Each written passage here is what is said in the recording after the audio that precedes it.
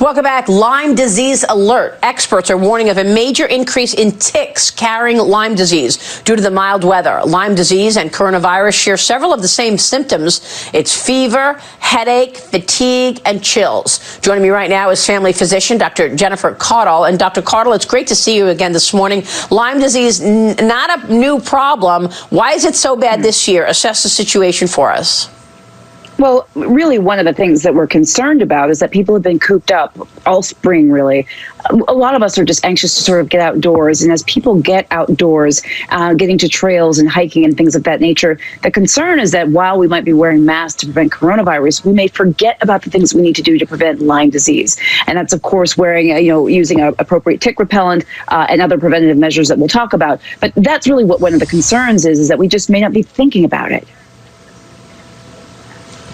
Yeah, I mean, talk about Lyme disease symptoms that mirror COVID-19 symptoms. Yeah, so and that's also another concern. So you mentioned some of them appropriately. We've got fever, chills, headache, muscle aches, fatigue, or feeling tired. Those are symptoms that are very common with Lyme disease, certainly in the beginning stages. They're also many common symptoms of coronavirus, right? Of course, Lyme disease often has a characteristic rash that we do not see in Lyme disease, but the other symptoms, which we call they're non-specific, that means they could be, one of many different diseases, they do overlap. And so that is also a concern why we have to prevent tick bites and Lyme disease, because what we don't want is a situation where we're wondering if we have COVID-19 or if we've got actually Lyme disease or something else. So how do we prevent it? How do we avoid getting Lyme disease? Is there a shot or a medicine that we need to know about to prevent or fight this? Yeah. So first of all, it's important to know that Lyme disease is it's a disease caused by a bacteria that's carried by a black-legged tick. It's a certain type of tick.